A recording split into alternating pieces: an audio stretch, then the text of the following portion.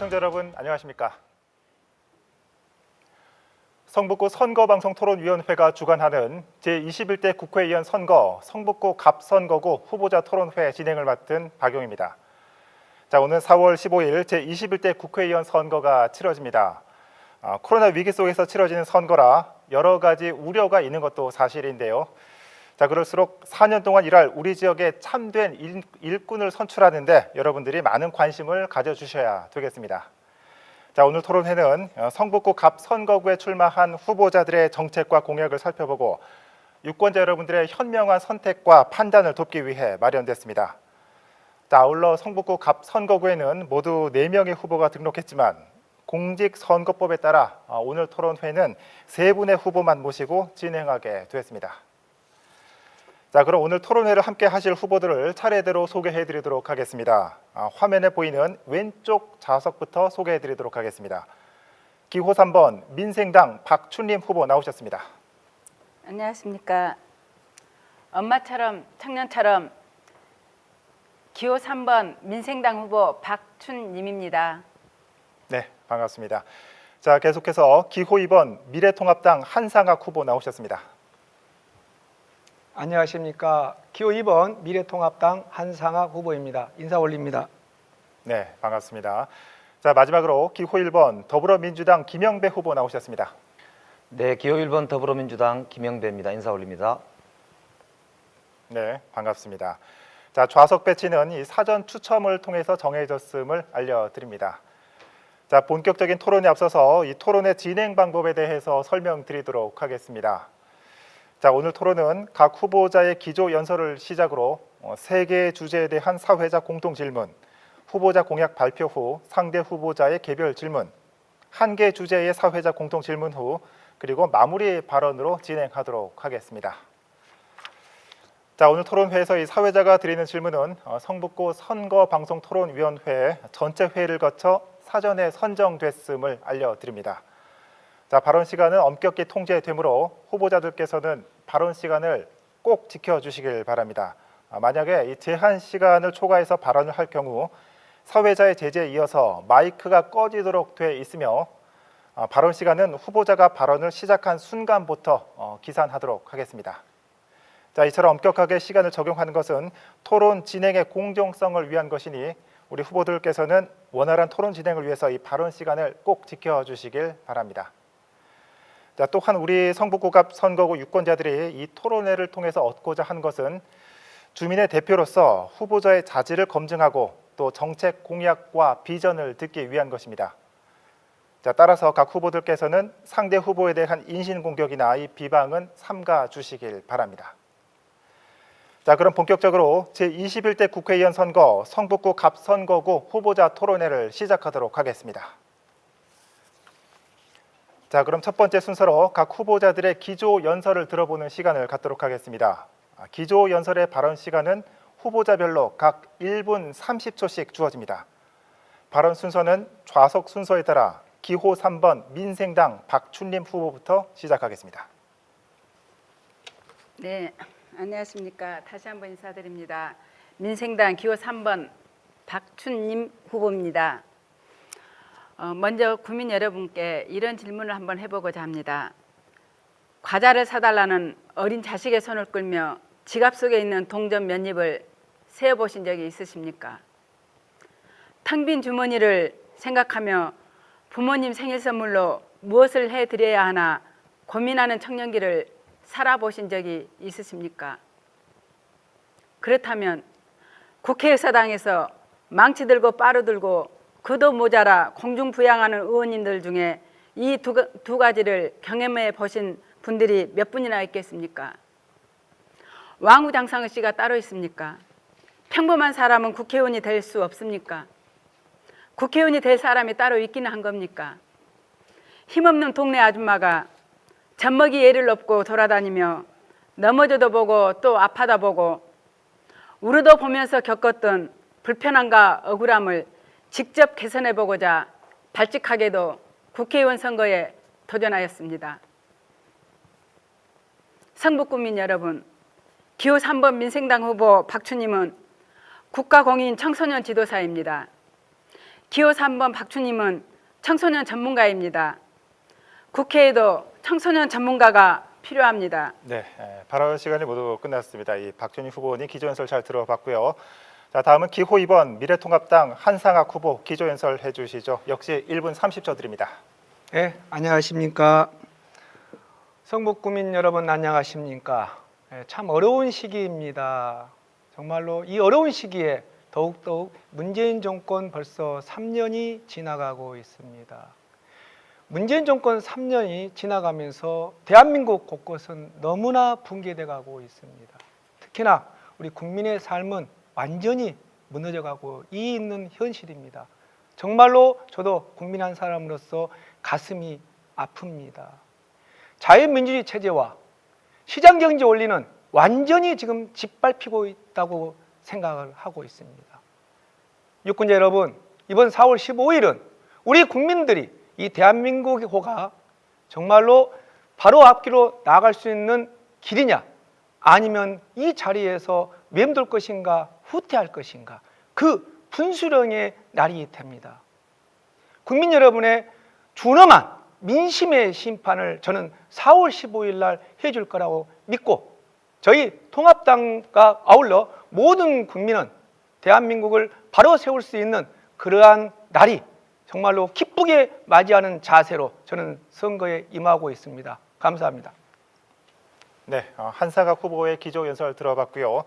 다음은 기호 1번 더불어민주당 김영배 후보 기조연설 해주시죠. 네, 존경하는 성북갑 유권자 여러분, 더불어민주당의 김영배입니다. 인사 올립니다. 지금 전 세계가 코로나19로 몸살을 앓고 있습니다. 우리 대한민국은 코로나 극복에 세계 최고의 모범 국가로 평가받고 있습니다. 특별히 경제와 방역 어느 것도 놓치지 않는 그런 성공적인 나라로 평가받고 있는데요. 이 모두가 슬기로운 우리 국민들의 덕이라고 그렇게 생각을 합니다. 그런데 유권자 여러분, 우리 정치 어떻습니까? 우리 국회 어떻게 보십니까? 정말 국회 이대로 두시겠습니까? 정말 민심과 동떨어져서 자기들끼리 싸우는 저런 국회를 그대로 두고 선진국으로 가시겠습니까? 이제 저 김영배와 함께 구청장 시절에 그 답답했던 제 심정을 한번 국회에서 펼쳐보고 싶습니다. 저 김영배는 성북구가 키워준 사람입니다. 19살 때 고려대학교에 입학하면서 지금까지 우리 아이들 키우면서 자라고 키우고 있습니다. 노무현 문재인 대통령님 두 분 모시고 청와대 비서관 생활도 했고요. 8년간 구청장 생활을 하면서 많은 것을 준비했습니다. 이제 더불어민주당 김영배와 함께 새로운 성북, 더 나은 대한민국을 꿈꾸고 함께 만들어 갑시다. 이제 4월 15일 얼마 남지 않았습니다. 국민 여러분의 선택을 기대합니다. 감사합니다. 네, 자, 이 세 후보의 기조 연설을 들어봤고요. 자, 이제부터 본격적인 토론으로 들어가겠습니다. 이번 시간은 사회자 공통 질문입니다. 총 3개의 주제에 대한 공통 질문을 할 텐데요. 이에 대한 답변을 해주시면 되겠습니다. 주어진 답변 시간은 후보자당 2분입니다. 자, 첫 번째 주제는 외교 관계에 대한 질문입니다. 주변 사강과 미래지향적으로 관계를 개선해야 우리나라 정치, 외교, 경제 분야가 발전할 것입니다. 주변 강대국, 미중 러일 등이 있겠죠. 강대국과의 적절하고 필요한 외교 정책이 무엇이 있을지 후보님의 의견을 말씀해 주시길 바랍니다. 답변은 발언 순서에 따라서 이 한상학 후보부터 시작하도록 하겠습니다. 답변 시간은 2분입니다. 예. 반갑습니다. 문재인 정부에 들어와서 외교 문제는 여러 실책 중에 가장 큰 실책이라고 생각합니다. 여러분, 유권자 여러분, 외교는 간단히 생각하면 옆집하고 관계를 생각하면 쉽게 풀 수 있는 것입니다. 한반도는 강대국에 쌓여 있는 나라입니다. 그런 외교에 있어서 1번의 기본은 뭐냐? 신뢰와 믿음이라고 봅니다. 신뢰와 믿음을 쌓은 상태에서 특히 우리 한반도의 지형은 실리 외교를 해와야 됩니다. 우리 선조들은 실리 외교로서 5,000년을 유지한 이 나라입니다.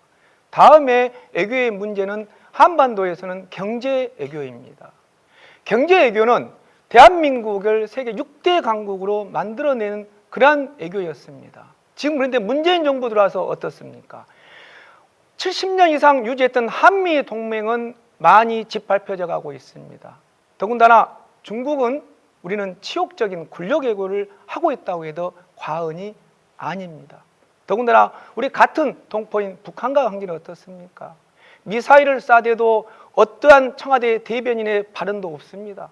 이러한 소극적인 애교를 가지고서 어떻게 대한민국이 선진국에 진입을 할 수 있겠습니까? 이러한 잘못된 애교를 하고 있어도 강경화 수장은 그대로 이 대통령은 유지시키고 있습니다. 국민 여러분, 이번 4월 15일 날 따끔한 심판을 내려주셔야만이 애교 정책은 다시 바른 길로 갈 거라고 저는 믿습니다. 제 힘이 아니고 이 정권의 힘이 아니고 여러분의 힘으로써 애교의 바른 길을 가게끔 도와주십시오. 감사합니다. 네, 외교 정책에 대한 한사각 후보의 답변을 들어봤고요. 자, 다음은 김영배 후보 답변해 주시길 바랍니다. 네, 대한민국은 분단 국가입니다. 전 세계에 유일하게 남아있는 분단 국가이지요. 주변의 4대 강국을 비롯한 많은 나라들과의 외교가 참 중요합니다. 남북 정상회담과 미북 정상회담 그리고 주변 정상회담들이 연이어 이루어지면서 우리 한반도가 생긴 이래로 아마도 최근에 가장 주목받는 그런 이제 지역이 되지 않았나 이런 생각을 합니다. 그만큼 대한민국의 외교 역량도 커졌고 또 과제도 무거워졌다라고 봐야 될 것 같고요. 그런데 이제 두 개의 축이 있다고 봅니다. 한미동맹을 기본으로 안보를 튼튼히 하는 문제는 역시 모든 것의 전제라고 봅니다. 두 번째는 무엇보다 중요한 가치는 평화입니다. 전쟁으로 이 문제를 풀 수가 없고 오직 우리 민족의 힘으로 우리 민족이 가장 평화롭게 더불어 살아갈 수 있는 우리 후손들에게 더 평화로운 한반도를 물려줄 책임이 우리에게 있기 때문입니다. 그런 면에서 보면 다자주의 외교가 굉장히 중요한 실리 외교가 될 것으로 생각합니다. 최근에 중국과 일본 그리고 러시아들 주변에 있는 강국들과의 관계 관련해서 근본적 도전이 진행되고 있는 것도 사실입니다. 그러나 역시 한반도 평화 틀에서 움직이는 것이 중요하고 그런 점에서 보자면 아주 중요한 지금 고비를 맞이하고 있지 않은가 싶습니다. 지금이야말로 우리가 한미동맹을 기초로 중국과 일본, 러시아 그리고 유럽 등 우리 한반도 주변의 이해관계자들의 다자주의 그런 평화 외교를 통해서 한반도의 미래를 설계할 때가 아닌가 싶습니다. 마지막으로 일본과의 관계에서도 경제 전쟁이 벌어졌지만 결국 우리가 이겼다고 평가받고 있습니다. 우리 국민들의 단합과 슬기가 무엇보다 중요하지 않은가 당부드리고 싶습니다. 네, 김영배 후보의 답변 들어봤고요. 이어서 박춘림 후보 답변해 주시길 바랍니다. 우리 대한민국은 4대 강국에 쌓여 있습니다. 항상 대한민국의 애교는 사면 초과해서 결정할 수 없는 상황인데요. 이번 코로나19 바이러스 문제만 해도 그렇습니다.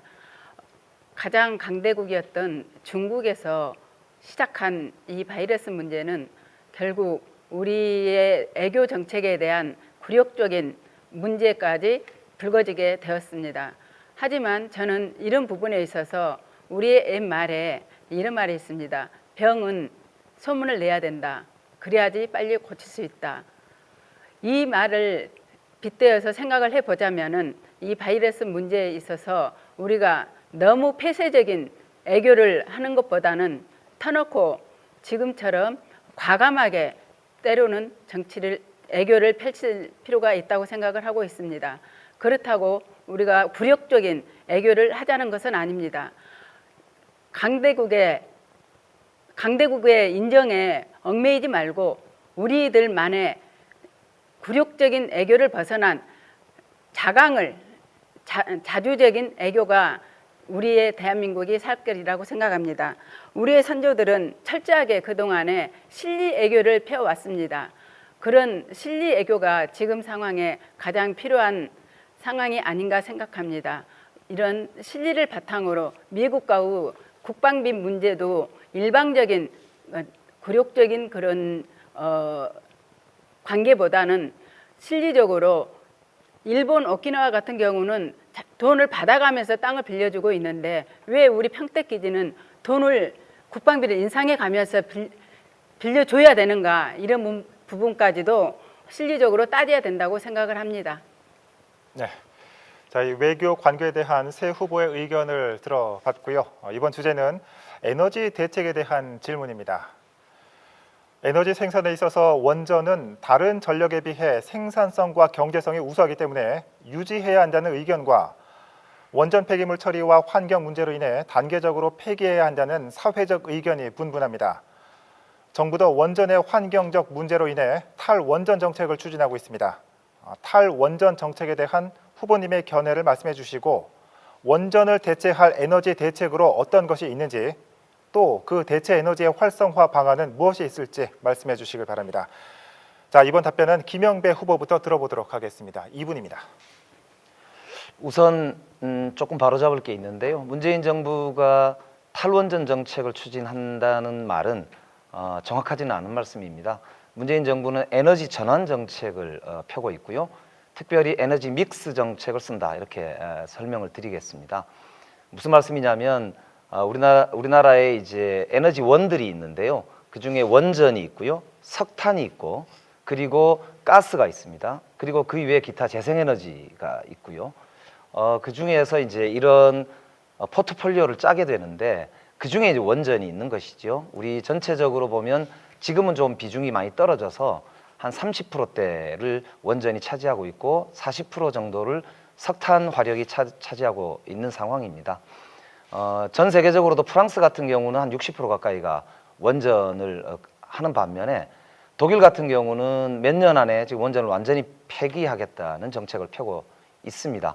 전 세계적으로는 재생에너지에 대한 투자가 신규 투자의 거의 70%에 이를 정도로 신재생에너지가 대세고 그린 뉴딜이 시대적 추세다 이렇게 볼 수가 있겠습니다. 그런데 우리나라 같은 경우는 이제 원전에 대한 그동안에 이제 가격 문제라든지 효율성 문제에 대한 장점이 있었기 때문에 많이 이용을 해왔죠. 그래서 이제 한편으로는 가장 안전한 방법을 찾고 또 한편으로는 가장 효율적인 방법을 찾는 이 두 마리 토끼를 어떻게 잘 쫓을 것인가라고 하는 것이 이 문제의 핵심이고 이걸 하는 데 있어서 가장 중요한 것은 역시 국민의 동의와 그 해당 지역의 시민들과의 합의라고 저는 봅니다. 그런 점에서 이제 현재 문재인 정부 들어와서 여전히 4기의 원전을 그대로 짓기로 하면서 동시에 위험한 부분은 중단을 시킨 것이거든요. 그렇기 때문에 이 문제는 에너지 믹스로 해결할 문제다 이렇게 봅니다. 네. 자, 에너지 대책에 대한 김영배 후보의 답변 들어봤고요. 자, 이어서 박춘림 후보 답변해 주시길 바랍니다. 네, 문재인 정부 시작과 동시에 고리 원자력 발전소가 가동을 중단하였습니다. 그 대체 에너지로 새만금이라든지 서해안을 타고 가다 보면은 우리나라의 수만 평이 그 산천이 태양열 판넬로 지금 덮여 있습니다. 이게 과연 적절한 대안인지 저는 굉장히 의문이 들고요. 이 태양열 판넬은 수명이 20년이라고 들었습니다. 20년 후에 또 다른 환경 문제를 생각을 할 때 이 수만 평의 그 태양열 판넬이 과연 효율성이 있는가 그런 부분은 다시 한번 생각을 해봐야 될 것 같습니다. 그리고 최근에 제가 들은 이야기가 있습니다. 물을 가지고 전기를 만드는 이런 기술을 개발한 사람을 제가 만났습니다. 근데 이분이 이 기술을 우리 한국에 제공을 하지 않겠다고 하더라고요. 그래서 왜 그러냐 그러니까 이런 기술을 한국에 공개를 하면은 대기업에서 가격 효율적인 면에서 실용적이다 싶으면은 그 기술을 독단적으로 자기네들이 모방을 해서 달리 만들어 버리고 실질적으로 자기의 기술을 인정해 주지 않기 때문에 자기는 이 기술을 애국으로 바로 이전을 할 계획이다라고 이렇게 대답을 하시더라고요. 이런 부분에 있어서 우리가 태양열이 아닌 또 다른 부분으로 또 얼마든지 지금 에너지를 만들어낼 수가 있음에도 불구하고 정부의 지원책이나 투자 정책이 적절하지 못하기 때문에 지금 에너지 문제가 계속 대안으로 떠오르고 있는 이슈라고 생각을 합니다.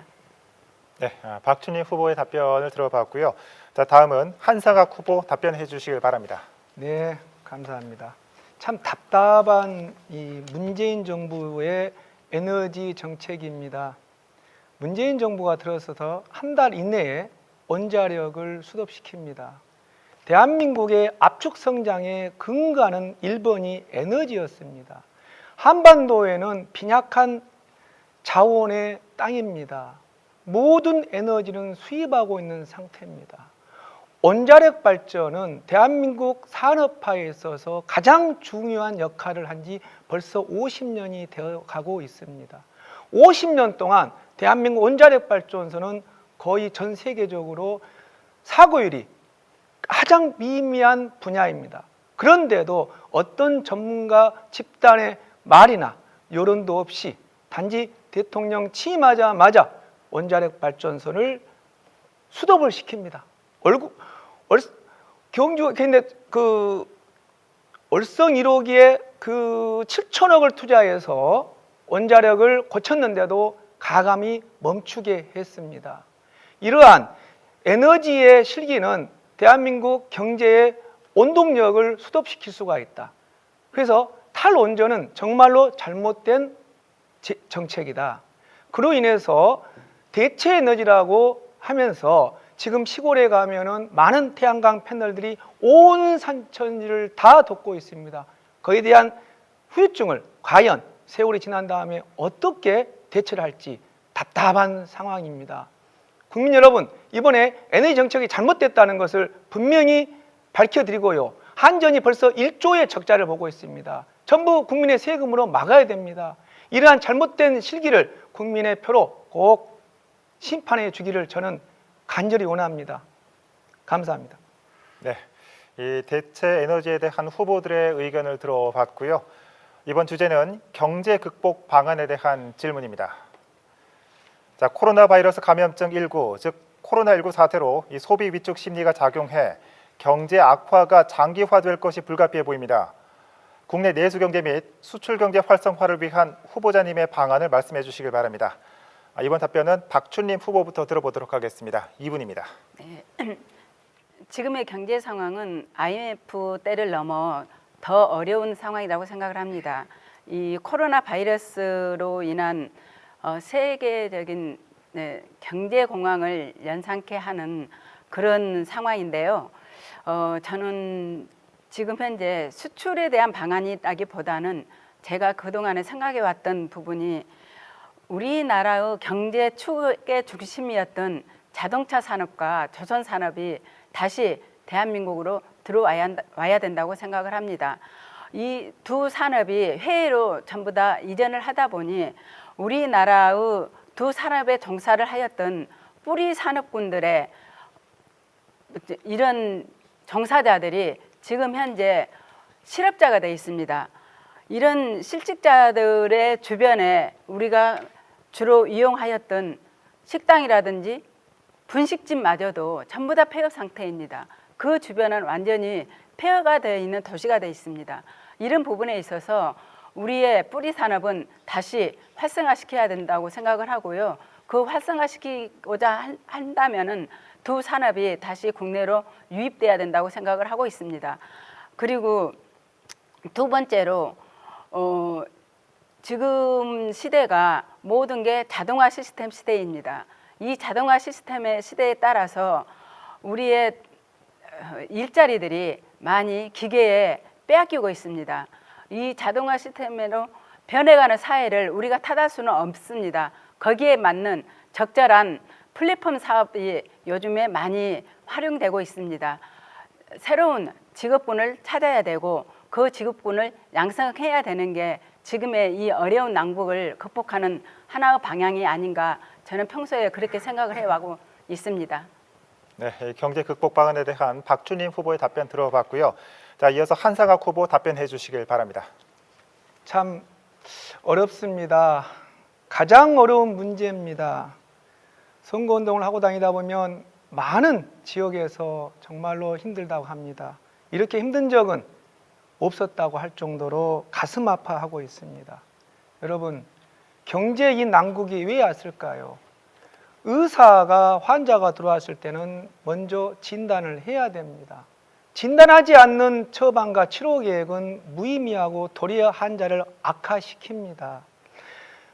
그런데 문재인 정부 들어와서의 그 원인을 알면서도 하지 않고 있습니다. 문재인 정부 들어와서 급격한 최저임금의 인상과 경직된 주 5일제와 52시간제는 우리 경제를 말살시키고 있을 정도의 후유증이 심각합니다. 그런데 문재인 정부가 들어와서 이것을 왜 고치지 못하느냐? 이 정권의 자존심일 수도 있습니다. 그런데 국민 여러분께서 이러한 실책을 고쳐주라는 표를 주지 않으면 문재인 정부는 이 경제 난국을 해치기는커녕 다시 독주와 독선으로 갈 수밖에 없습니다. 참으로 안타까운 대한민국 이 거대 호입니다. 국민 여러분, 여러 문제 중에서 먹고 사는 문제가 중요한데도 이 정부는 거기에 대해서 실책을 하고 있으면서도 코로나19 사태면서 돈을 70%만 주는다. 그 정도의 아직도 어떤 정책의 실기를 보고 있습니다.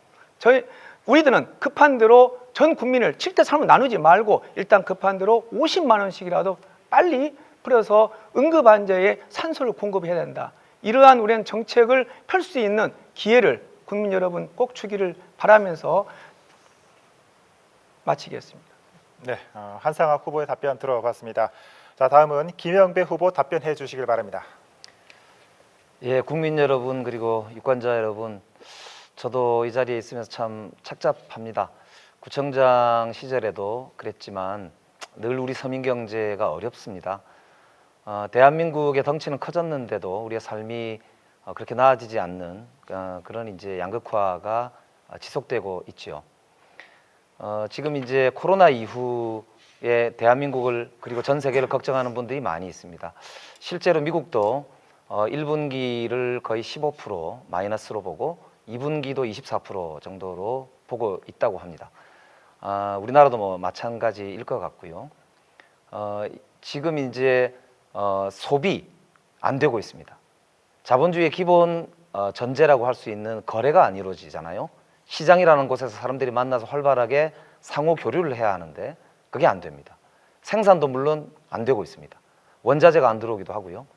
그리고 투자도 마찬가지입니다. 불투명하기 때문입니다. 자, 이럴 때 역할이 국가가 필요합니다.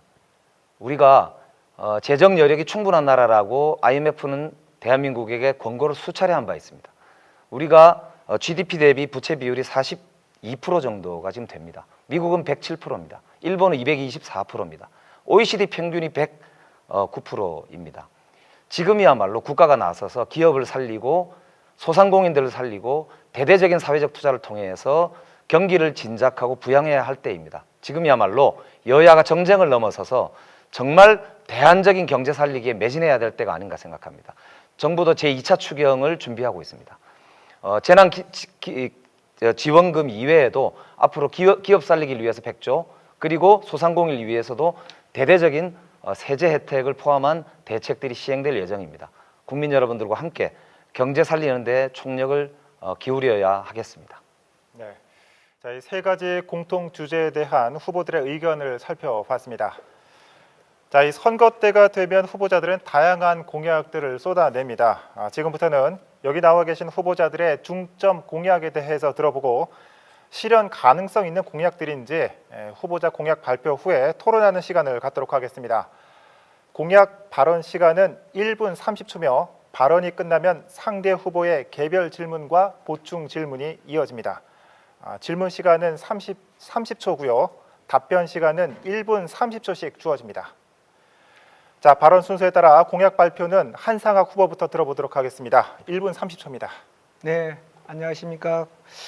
저의 공약이 많이 있습니다만은 제가 의료인으로서, 의사로서 33년째 환자를 보면서 최일선에서 느끼는 점은 의료는 균등해야 되나? 지금까지 의료는 대한민국 의료는 불균등한 것입니다. 의식주 다음에 중요한 게 의료입니다. 이 의료를 균등한 의료를 펼 수 있는 게 뭘까? 저는 그래서 대한민국 최초로 구립의료원을 설립하는데 저의 모든 의정활동에 올인을 할 생각으로 뛰고 있습니다. 의료가 균등해야만이 대한민국 삶의 복지가 향상된다는 그 일념은 가지고 있습니다.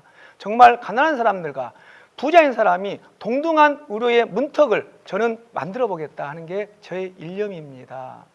유권자 여러분, 다른 어떤 공약보다는 이번에 제가 할 수 있는 이 공약을 하게끔 좀 도와주십시오. 성북의료원에 대해서는 많은 문제가 있을 수 있으나 저는 그것을 반드시 이뤄보려는 공약을 말씀드립니다. 다음의 문제는 집장촌 문제인데요. 기림 뉴타운의 주민들이 그것을 많이 혐오시설로 싫어합니다. 이 성북에서 가장 혐오스러운 이 장소를 저는 반드시 완전 철폐하는 데 최선을 다하는 데 저희 공약을 첫 번째, 두 번째로 갖고 있습니다. 네. 네, 잘 들었습니다. 자, 그럼 김영배 후보 질문해 주시죠. 질문 시간은 30초입니다. 예, 공공의료를 강화하겠다는 한상학 후보의 비전 정말로 저도 공감하고 참 중요한 말씀이라고 생각합니다. 제가 구청장 때 메르스를 겪었기 때문인데요. 이번에 코로나 겪으면서도 마찬가지입니다. 그런데 이제 하나 여쭤보고 싶은 게 현재 우리 서울시가 가지고 있는 공공시설의 종류나 현황 그리고 그게 어디에 주로 배치되어 있는지 그래서 우리 지역과 주변 지역에 왜 아까 말씀하신 네. 그런 네, 발언 시간이 끝났고 네. 네, 답변해 주시죠. 네네. 실질적으로 의료는 일반적으로 환자들이 봤을 때는 자기가 몸이 많이 아팠을 때 의료라고 많이 좀 집중적으로 생각을 하고 있습니다. 실질적으로 국민들이 환자들이 원하는 의료는 뭐냐? 항상 옆집같이 갈 수 있는 의료입니다. 제가 추구하는 것은 바로 이 점인데 환자들이 우리가 커피숍을 가듯이 그러한 의료를 할 수 있는 길. 이게 지금 서울에도 우리 김영배 후보께서 질문했듯이 서울 의료원도 있고 지점에 다 요지마다 의료원이 있습니다. 그러나 그곳의 의료의 현실은 문턱이 높습니다. 제가 생각한 의료원은 그런 의료가 아닙니다. 정말 친근하게 다가갈 수 있는 의료를 저는 그동안 많은 경험과 경륜과 제 전공 분야이기 때문에 풀 수 있는 능력을 가지고 있습니다. 정말 한번 지켜봐 주시고 반드시 이것은 실천할 거라고 제가 약속드립니다. 네. 네, 이에 대해서 김영배 후보 한 번에 보충 질문이 더 있습니다. 30초 드립니다. 네, 이제 우리나라가 병상수 기준으로는 공공 베드가 10% 정도 되거든요. 공공의료 커버리지가 5.7% 정도밖에 안 됩니다. 그런 점에서 공공의료가 늘어나야 되는 게 맞는데요. 서울시가 가지고 있는 병원이 14개입니다. 그중에 우리 강북 지역에 3개가 있거든요. 서울의료원 본원도 있습니다. 그리고 서울대병원도 옆에 있고 고대병원도 있고 여러 좋은 병원이 우리 강북에 집중되어 있는데 따로 이게 유치될 가능성이 있겠느냐 이런 질문.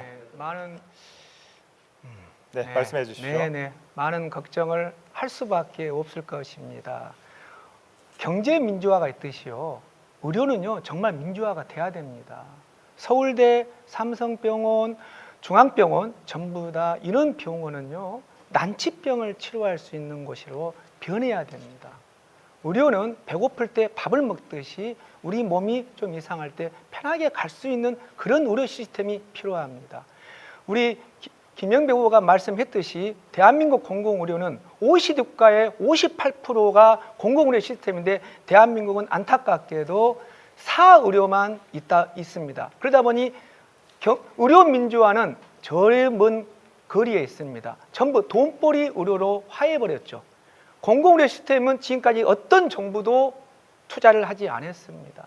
정말로 투자해야 될 분야가 이 분야다. 그래서 의료 민주화는 이루어져야 된다. 그래서 언제든지 가깝게 우리가 이용해야 할 수 있다. 그런 것을 저는 분명히 할 수 있는 보관을 누구보다도 많이 갖고 있고 그게 제 삶의 소원이었습니다. 지켜봐 주십시오. 네. 네. 자, 계속해서 이 박춘림 후보자 질문해 주시죠. 역시 질문 시간은 30초 드립니다. 네, 구립의료원이 성북구에 생긴다는 것은 굉장히 좋은 일이라고 생각을 합니다. 그런데 과연 저도 걱정스러운 게 우리 성북구의 재정이 이렇게 열악한데 그 구립의료원을 운영할 수 있는 능력이 될까 궁금합니다. 네. 우리 박춘희 후보님 말씀대로 실질적으로 많은 장벽들이 있습니다. 장소, 비용, 그다음에 운영 방법, 과연 이것을 해낼 수 있을까? 그러나 우리는 어려울수록 하려는 의지가 있어야 됩니다. 충분히 해낼 수 있는 게 의료인들이 많은 은퇴자들이 있고 많은 의료 봉사자들이 있습니다. 이번에 코로나19 봐보십시오. 얼마나 많은 봉사자들이 대구로 몰려갔고 지금도 전국 각지에서 뛰고 있지 않습니까? 저는 거기에 대한 보관을 너무나 많이 갖고 있습니다. 의료인들은 봉사를 하고 싶어도 할 수 있는 기회가 많이 없습니다. 공공의료 시스템이지만은 정부 재정으로 다 이루어지는 그런 시스템이 아닙니다. 성북구가 만든 성북구의 의료인입니다. 성북구 주민이면 누구든지 활용할 수 있는 그러한 편한 장소를 하기 때문에 충분히 거기에 대한 보관을 저는 펼치겠습니다. 격장해 주셔서 감사합니다만은 충분히 해낼 수 있는 그러한 시스템을 저는 가지고 있습니다. 네. 네, 예, 박준희 후보 보충 질문해 주시죠. 충분히 할 수 있다라고만 말씀을 하시는데 그렇다면은 그 재정을 어떤 방식으로 만들어낼 건지 한번 구체적인 안이 있다면은 말씀 한번 해주십시오. 제일 큰 문제는 실은 그 대지 문제입니다. 과연 어디에다 그 대지를 우리가 정할 것이냐 그게 문제인데 솔직히 대지는 살 돈이 없습니다. 성북구에서 뭐 전국 최하의 자립도인데 무슨 돈이 있겠습니까? 그래서 시유지나 구유지에서 이용을 해야 되는데 제가 3조로 생각한 것은 정릉 쪽에 국민대 근처에서 시유지를 활용할 수 있는 방법을 제가 활용해 보려고 하고 있고요. 그 다음에 문제가 이제 건립의 문제입니다. 건립의 문제는 제가 그것은 어떤 복지 포퓰리즘보다 앞서서 국회에서 따오겠습니다. 그렇게 많이 돈 들지 않고 할 수 있습니다. 간단한 몇십억이면 가능하게 지을 수 있습니다. 그 다음에 문제가 거기에 배치된 의료인과 간호사라는 그 직원들 문제인데요. 그분들 문제도 차근차근 해갈 수 있는 제일 처음부터 위대하게 가는 것이 아니고 시작에 보면은 모든 조합원 위주로 이룰 것이기 때문에 아마 잘 진행될 거라고 생각합니다. 네. 네, 한상학 후보의 공약 들어봤고요. 자, 다음은 김영배 후보 공약 들어보겠습니다. 발언 시간 1분 30초입니다. 저는 성북구청장을 8년을 지냈습니다. 그래서 누구보다 골목골목을 잘 압니다. 그래서 야심차게 준비를 해봤습니다. 김영배 모두의 성북 3대 비전입니다. 모두의 성북 첫 번째 비전입니다. 낡은 도시 인프라를 획기적으로 개선하겠습니다. 성북이 좀 낡았지요. 불편하기도 합니다. 그래서 우선 목동에서 청량리까지 가는 강북 횡단 경전철을 서울시에서 발표한 바 있는데요. 거기에 정릉 성당역을 신설하고 조기 착공하겠다는 공약을 준비했습니다. 더불어서 생활체육시설과 수영장 그리고 도서관 주차장 등 생활 SOC를 대대적으로 확충해서 기름동 커뮤니티 센터 부지나 구동대문 세무서 부지를 활용하여 주민의 삶의 질을 획기적으로 개선하겠습니다. 두 번째 비전입니다. 스마트 창업 경제 밸리를 7개 아주 좋은 대학들과 손잡고 청년의 열정과 일자리 그리고 우리 생활의 요람이 함께 섞이게 되는 클러스터를 만들겠다는 비전입니다. 세 번째입니다. 역사 문화와 교육의 도시 성북을 만들어 가겠습니다. 성북과 가지고 있는 가장 중요한 장점 중에 하나가 바로 교육도시라는 점이고 문화의 도시라는 점입니다. 이제 교육과 문화가 미래의 먹거리가 되고 지역의 정체성이 되는 그런 새로운 비전을 네, 김영배 후보의 공약을 들어봤고요. 자, 그럼 박춘림 후보 질문해 주시죠. 저는 솔직히 네거티브 선거를 할 생각이 없습니다. 후보님은 아직 젊고 미래가 유망합니다. 안타까워서 하는 질문입니다. 문재인 대통령과 함께 찍은 현수막 사진을 내리실 생각이 없으신가요? 청와대 거수기를 뽑는 선거가 아니지 않습니까? 우리 지역의 대표, 지역을 대표할 국회의원을 뽑는 선거입니다. 네, 발언 시간이 끝났고 질문이 됐다고 생각합니다. 김영배 후보 1분 30초간 답변해 주시면 되겠습니다. 예, 저는 성북이 키운 인재라고 아까 말씀을 드린 바 있습니다. 더불어서 문재인 대통령님과 노무현 대통령님도 비서관으로서 모셨습니다. 이번 선거는 우리 대한민국이 미래로 가느냐, 그리고 과거로 회귀하느냐, 아주 중요한 갈림길에 있는 상황입니다. 중요한 선택이지요. 국민의 선택이고 결단입니다. 누구 개인을 뽑는 것이 아니라 이 시대의 가치가 무엇이고 우리가 어디로 가야 하는가, 왜 그러한가를 국민들께서 결단하고 결정하는 그런 과정이라고 저는 봅니다. 그런 점에서 보면 개인 문재인이 아니라, 개인 김영배가 아니라 문재인 정부가 탄생한 그 역사적 배경, 촛불혁명의 과제와 이후에 우리 시대가 나가야 할 그런 짊어져야 할 짐들을 함께 지겠다는 결단으로 약속하고자 하는 차원에서 사진을 건 겁니다. 물론 좀 눈살을 찌푸시게 보실 분도 계시겠습니다만 그런 차원으로 봐주시면 어떤가 말씀을 드리고 싶고요.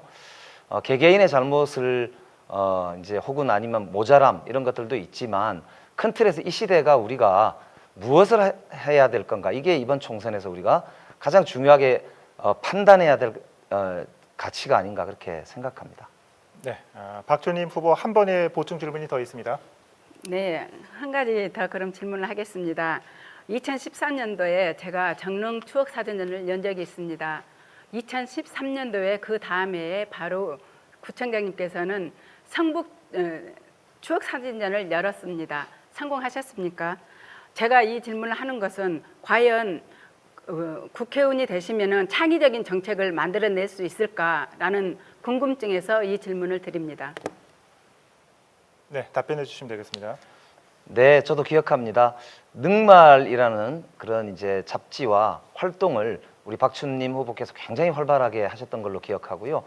그래서 그때 정말 좋은 제안을 주셨고 또 실행 과제를 던져주셔서 우리 성북 공동체 전체에게도 굉장히 아주 신선한 저는 충격을 줬다고 생각합니다. 그래서 저희들도 그 다음에 그걸 벤치마킹 하거나 아니면 이렇게 받아들여서 성북구 전체 행사로 자리 잡게 했던 걸로 기억하는데요.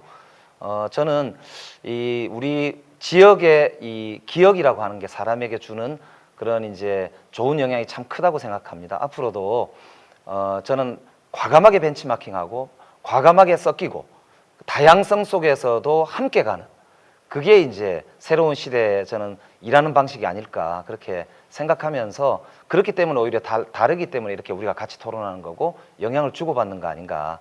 그래서 서로 좋은 제안은 적극적으로 수용도 하고 토론도 하고 할 필요가 있겠다, 이런 점에서 다시 한번 감사하다는 말씀 드리고, 그 당시에 제대로 감사의 말씀 못 드려 죄송하고요. 이 자리를 빌어 그렇게 말씀을 올리겠습니다. 그리고 이제 우리가 지역 공동체 활동을 하다 보면 가장 중요한 게 주민의 참여입니다. 결국 모두의 정치라는 것은 모두가 함께 참여하고 생각을 모아서 마음을 합치면 그 결과가 결국 우리 공동체의 미래에 중요한 디딤돌이 된다는 차원이고요. 그런 면에서 마을민주주의 성북은 지금도 우리에게, 우리 사회에 굉장히 중요한 네, 김영배 후보의 공약에 이어서 박춘림 후보의 질문과 답변 들어봤고요. 계속해서 이 한상학 후보 질문해 주시죠. 30초 드립니다. 네, 우리 김영배 후보님 공약과 저희 공약은 많이 엇비슷하고 중첩된 것도 있습니다. 저 비슷한 공약이 하나 있는데요. 기름 뉴타운에 있는 그 7단지 앞에 있는 유지를 우리 김영배 후보님께서는 문화와 교육의 어떤 복합 시스템으로 활용을 할 계획을 가지고 있는 것 같아요. 그런데 기름동의 제일 문제가 교육 시설이 부족합니다. 그래서 제 생각에는 유지를 중학교의 증축 문제로 쓰면 어떨까 그런 생각인데 어떻게 생각하신지요? 예, 굉장히 중요한 질문을 하셨어요. 우리 뉴타운 주민들께서 굉장히 고민하시는 그런 교육 여건의 개선, 그리고 그 주변에 이제 복지나 이런 시설이 부족해서 가지고 있는 고민들을 지금 지적을 하셨는데요. 저도 굉장히 공감합니다. 그런데 이제 거기가 구유지이고 700평 정도가 있는 7단지 앞에 커뮤니티 센터 부지잖아요. 그래서 사실은 성북구 재정이 약하다 보니까 제가 구청장 시절에 그 앞에 지금 8월 달에 완공을 앞두고 있는 문화복합 미디어 센터가 이제 먼저 시유지였기 때문에 전략적으로 거기를 먼저 개발을 한 것이고요. 여기를 남겨두었었는데 지금 이제 시너지를 내기 위해서 마침 좋은 시기가 된 거 아닌가 싶습니다. 그래서 저는 학교의 고민도 좋지만 다양한 세대가 함께 할 수 있는 복합 시설을 하는 게 좋지 않을까 생각을 하고요. 다만 이제 학교 시설, 즉 중학교를 신설하거나 증축하는 문제는 교육청에서도 난색을 보이고 있는데 두 가지 이유에서 그렇다고 합니다. 하나는 학교가 너무 가까워서 신설은 어렵다라는 의견이고요. 또 하나는 이 신설 내지는 증축을 하더라도 관리상 너무 가깝고 부지가 좀 상대적으로 좁아서 교육청에서는 도저히 동의할 수 없다라고 한다고 하거든요. 그래서 그거는 이제 기관 간 협의가 굉장히 좀 선행돼야 될 문제 아닌가 그렇게 생각이 됩니다. 네, 한상학 후보 네. 보충 질문 있습니다. 그래요. 정말로 정치라는 것은 민의를 반영해 줘야 되는데 거기 그곳에 가장 중요한 게 중학교 신설 문제입니다. 그래서 저는 7단지 있는 땅을 먼저 일부를 중학교 1학년 교실이라도 증축을 해서 쓰다가 차후에 아동이 줄어들었을 때는 문화복지센터로 전환할 수 있는 그러한 어떤 창조적인 생각을 가지면 어떨까 하는, 그래서 급하게 제가 한번 제의를 해보고 싶습니다. 네, 1분 30초간 답변 시간이 주어지겠습니다. 네, 기름 뉴타운과 그 주변에 지금 단지가 큰 아파트들이 많이 들어서고 있습니다. 그래서 교육 여건과 생활 여건을 개선하는 문제가 굉장히 중요한 문제로 떠오르고 있는데요. 우리 지역은 아닙니다만 이제 클라시아라고 거기 이제 기름 이동 쪽에 을구죠. 거기에 이제 아파트가 건설을 하고 있는 중인데 그 앞에 유휴부지가 2,000 몇백 평 정도 되는 게 비어 있습니다. 제가 전략적으로 사실은 거기는 공원으로 쓰기 위해서 처음에는 비워놨던 데인데요. 기동민 후보가 아마 거기를 초등학교를 짓겠다 이렇게 공약을 한 것으로 봤습니다. 그리고 최근에 아마 성북구청과 성북교육청이 거기를 초등학교 부지로 확정을 하는 MOU를 맺은 걸로 제가 봤는데요. 가능하다면 그 부지 이왕 쓸 거면 공원이 아니라면 거기를 초등학교와 중학교가 공존하는 그런 이음학교라고 하는 제도가 있거든요. 그걸 한번 검토해보면 어떨까 싶은데 아직은 기관 협의도 해봐야 되고 수요 예측도 해봐야 되기 때문에 이것은 선거가 끝나고 우리 한상학 후보님과 함께 좀 같이 검토를 하면서 지혜를 모아봐야 될 문제 아닌가 이렇게 생각이 됩니다.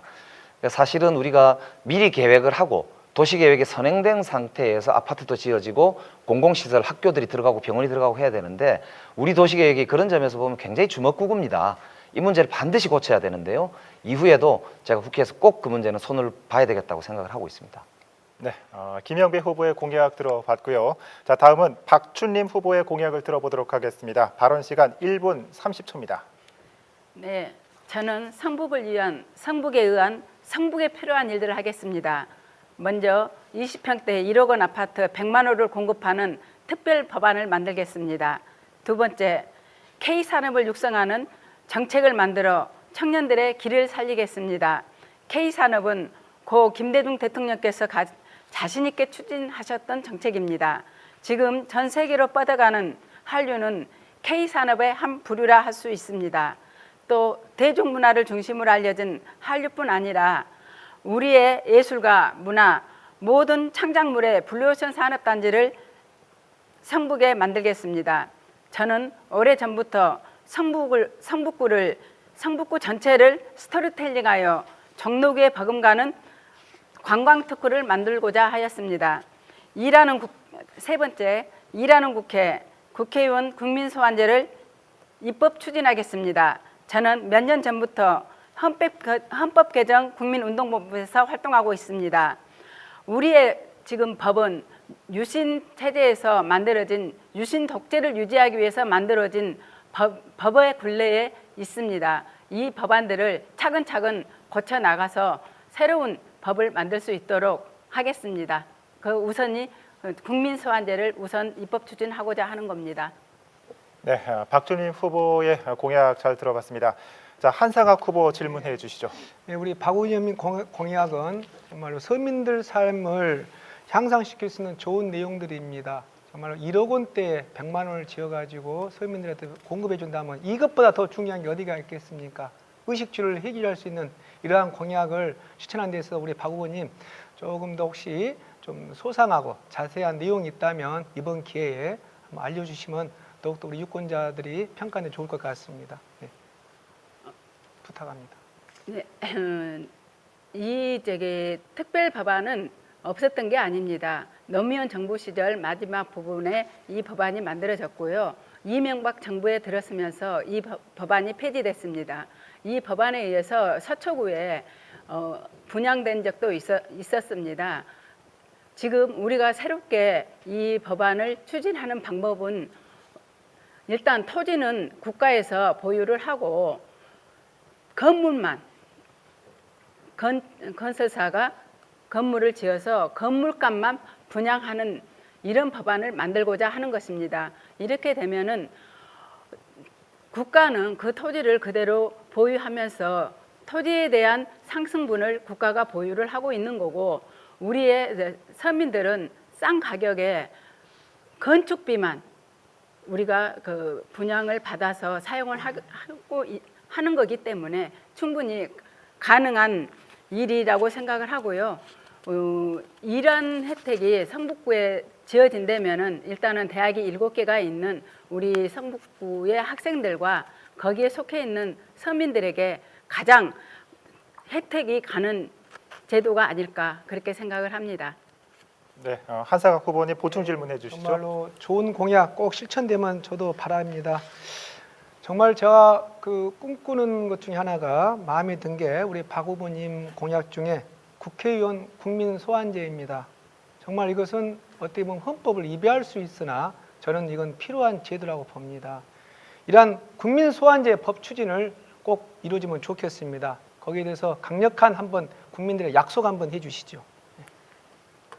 예, 저는 지난 여름 석 달 동안 명동에서 국민소환제 입법 추진을 위한 서명운동을 펼친 적이 있었습니다.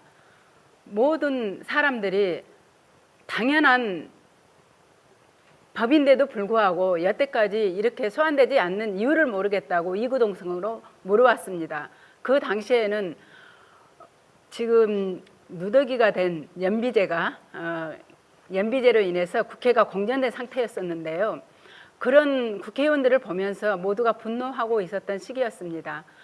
그러다 보니까 이렇게 많은 국민들이 이 법을 이렇게 요구하고 있구나, 아니면 바라고 있구나라고 알게 되었는데요. 저는 그래서 이 국민소환제 꼭 필요하다고 생각을 하고요. 우리가 지방자치제 의원들은 지금 잘못한 일이 있으면은 소환을 합니다. 소환을 해서 다시 일을 계속 시킬 것인가 말 것인가 해가지고도 작년 가을에도 저 경상북도에서도 군의원들이 몇 명 국민소환제에 의해서 탈락된 바가 있는데요. 우리 국회의원들도 당연히 일에 있어서 책임을 가지고 어떠한 일이든지 자신의 명예를 걸고 일을 해야 되는 이런 책임의식이 필요하다고 생각합니다. 배지 달았다고 끝나는 건 아닙니다. 계속 일은 해야 되는 겁니다. 네, 자 계속해서 김영배 후보 질문해 주시죠. 네, 부동산과 주거 문제는 우리 국민들의 가장 큰 관심이기도 하고 염려이기도 하고 그렇죠.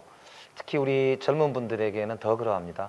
그래서 더불어민주당에서도 청년 신혼 맞춤형 도시 조성을 위한 주택 10만 호 공급 이런 이제 공약을 낸 바 있는데요. 그런데 박지웅님 후보께서 이제 100만 호를 말씀하셨어요. 문재인 대통령도 지난번 대선에서 매년 17만 호, 그다음에 홍준표 후보도 18만 호를 매년 공약했거든요. 네, 시간이 종료가 됐습니다. 자, 박준희 후보님 1분 30초간 답변해 주실까요? 네, 문재인 정부에서도 17만 호 공급을 서민형 주택 공급하겠다라고 말씀하신 거 저도 알고 있습니다. 우리가 100만 호를 공급하겠다는 것은 1년에 100만 호를 공급한 게 아니죠. 매년 10만 호씩 10년씩 나눠서 공급을 하고 필요할 때 적절하게 수급을 해가면서 공급을 하겠다는 거지 1년에 단번에 100만 호를 건립하겠다. 이건 지금 현재 우리나라의 토지 균형 문제에 있어서 그렇게 적절한 법안을 그렇게 만들기 위해서 법안을 만드는 건 아닙니다. 단 앞전에 그 이명박 정부에서 서초구에 이렇게 분양을 했을 때 대대적인 인기를 얻다 보니까 너무 민간 건설사들이 덤벼들어서, 제가 좀 너무 유치한 말을 해서 죄송합니다만, 이렇게 한마디로 덤벼들어서 너도 나도 뭐 너또를 받은 마냥 이런 식으로 분양을 하다 보니까 오히려 그 피해가 서민들에게 가게 돼 있었습니다. 그래서 이걸 제도적으로 분양과 토지, 건물과 토지를 나누겠다는 제도입니다.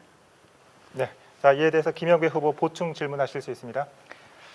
네, 저도 국회의원 소환제를 공약한 바 있는데요. 이게 헌법에 이제 위반 소지가 있다는 지적이 아까 한상욱 후보 말씀처럼 있긴 합니다. 그러나 저는 꼭 필요하다고 생각하거든요. 그래서 저도 모두의 정치 3법으로 해서 국민투표법 개정, 그리고 국회의원 소환제법 입법, 그리고 국민발언제를 공약한 바 있습니다. 가능하다면 저는 개헌까지 가야 한다고 생각하는데요. 이 3법에 대해서는 우리 박준님 뭐 어떻게 생각하시는지 여쭤보고 싶습니다. 박 후보님 1분 30초 드립니다. 네, 좋은 지적이시고 좋은 질문이십니다. 저는 지난 몇 년 동안 헌법 개정 국민운동본부에서 일을 해왔습니다. 이 헌법 개정 국민운동본부에서는요, 가장 먼저 하고자 하는 게 국민 발언권을 다시 되찾아오는 것입니다. 이 국민 발언권은 유신 체제 하에서 유신 독재를 유지하기 위해서 사문화시켰습니다. 이걸 다시 부활하는 게 가장 우선입니다. 국민 뭐 100만 명이 서명을 하면은 헌법을 다시 고칠 수 있다든지, 아니면은 뭐 50만 명이 발의를 하면은 헌법을 다시 고칠 수 있다든지, 이러한 절차를 통해서 먼저 헌법 개정이 필요하고요. 그 헌법 개정에 발맞춰서 거기에 따라서 국민 소환제의 이 제도도 충분히 만들어줄 수 있다고 생각을 합니다. 그래서 우리 국민들이 진정으로 원하는 대한민국에서 일하는 국회의원, 열심히 일하는 국회의원의 모습을 볼 수 있도록 제가 꼭 국민 소환제 입법 추진하겠습니다. 저를 국회로 보내주십시오. 본래 서가 뒷걸음치다 쥐잡는 법입니다. 저 같은 초선이 이런 일을 할 수 있습니다. 그렇지 않고 계속 재선, 삼선인 사람들은 서로 굴레에 엉켜 있기 때문에 일을 추진할 수 없는 겁니다. 저를 믿어주십시오. 네, 잘 들었습니다. 자, 지금까지 후보자들의 공약 검증 시간을 가졌습니다. 지역적인 공약도 있었고 전 국민적인 아젠다도 나왔던 것 같습니다. 자, 이번에는 이 사회자 공통 질문으로 제가 질문을 드리겠습니다. 출산율 및 고령화에 대한 문제입니다. 주거비 상승과 취업난 등으로 인해 청년 세대는 비혼율이 증가하고 있습니다. 결혼하지 않는 청년 세대 증가는 출산율 감소 및 고령화를 가속화하는 문제가 될 것으로 보이는데요. 출산율 감소와 고령화 문제 해결을 위한 대책에 대해 후보님의 의견을 말씀해 주시길 바랍니다. 주어진 답변 시간은 후보자당 1분 30초입니다. 자, 이번 답변은 김영배 후보부터 들어보도록 하겠습니다.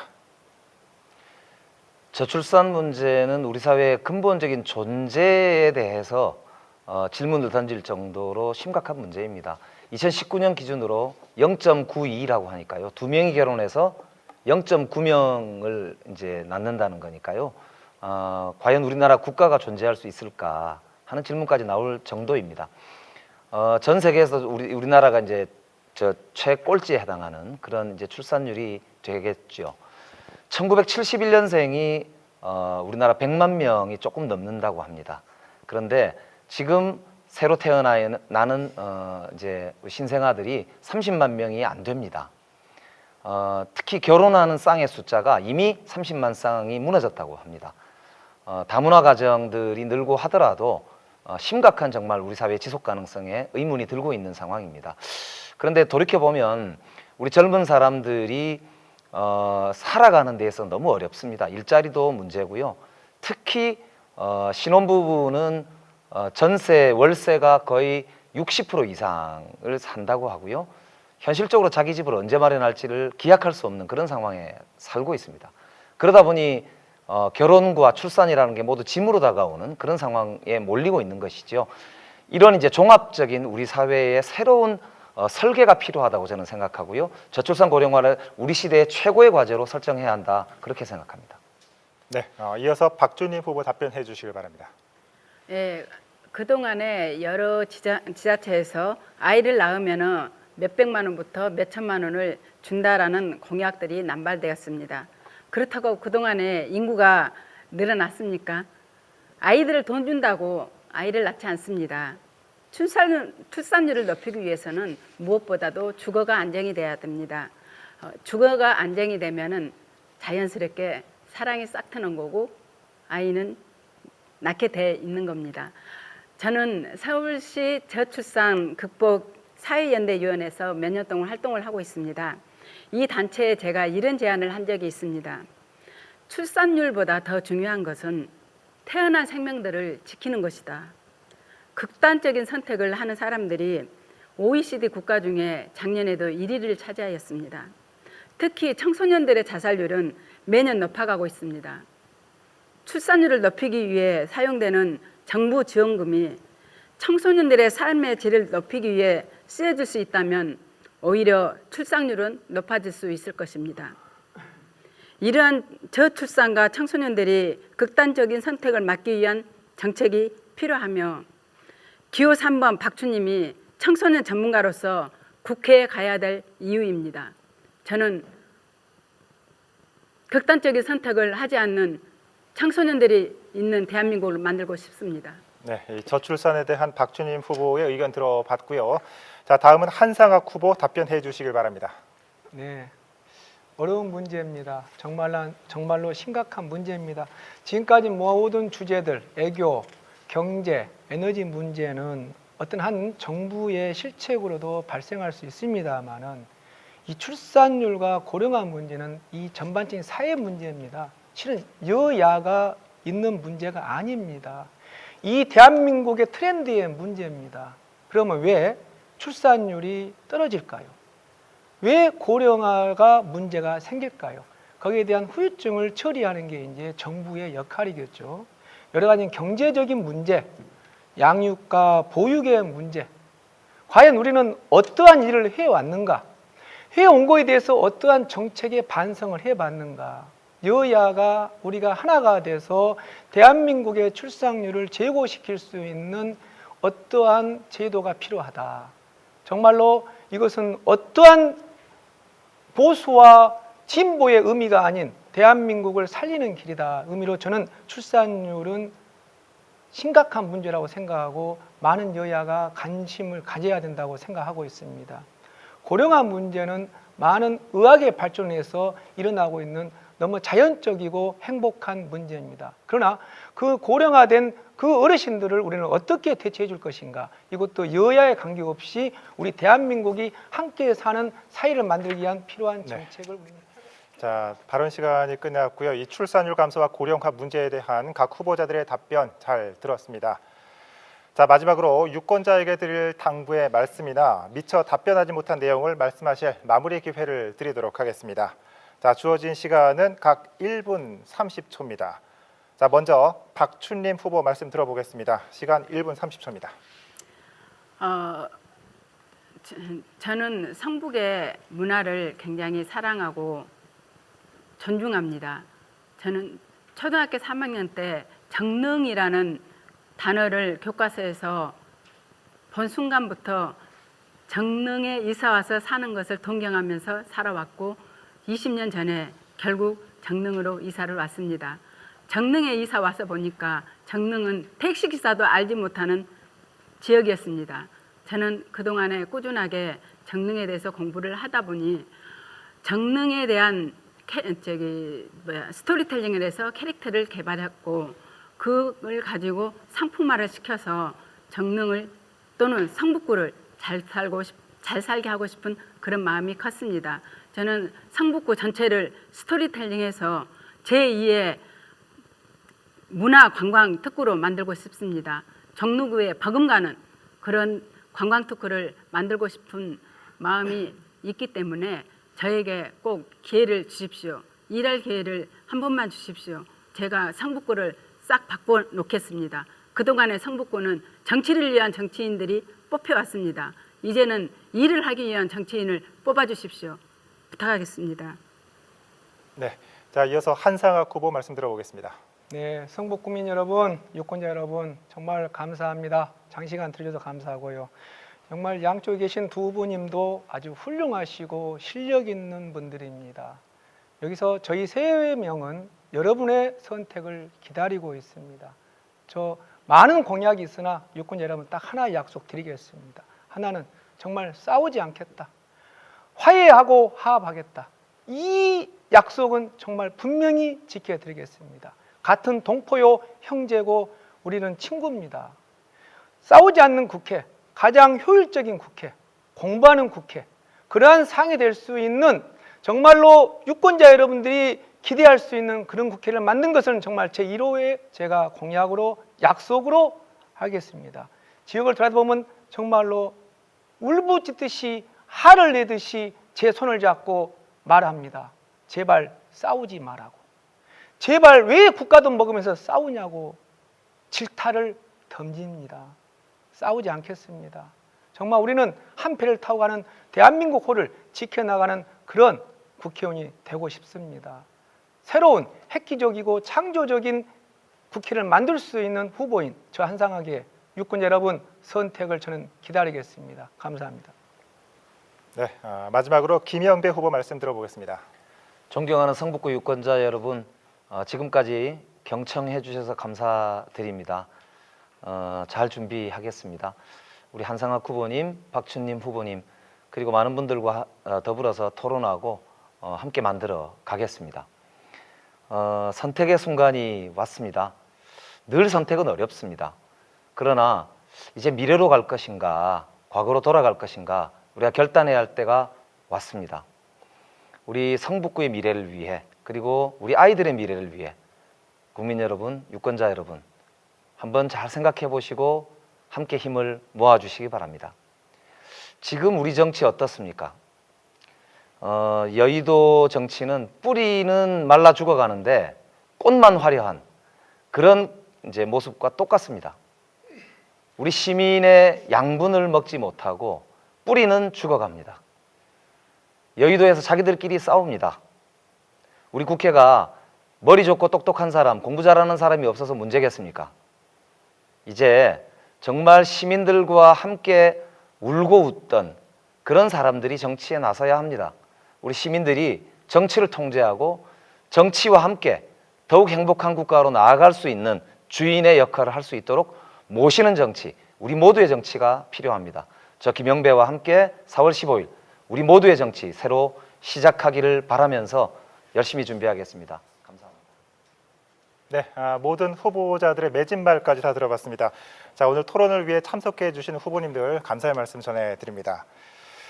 자, 성북구갑 선거구 유권자 여러분, 오늘 어떻게 지켜보셨습니까? 우리 지역에 어떤 후보가 더 필요한 일꾼인지 판단에 도움이 되셨습니까? 자, 오늘 4월 15일은 여러분들의 주권을 행사하는 날입니다.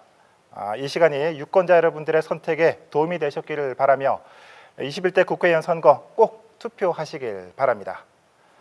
자, 후보자 토론회는 중앙선거방송토론위원회 홈페이지를 통해 다시 보실 수 있습니다. 이상으로 성북구 선거방송토론위원회가 주관한 제21대 국회의원 선거 성북구 갑선거구 후보자 토론회를 모두 마치도록 하겠습니다. 시청해 주셔서 고맙습니다.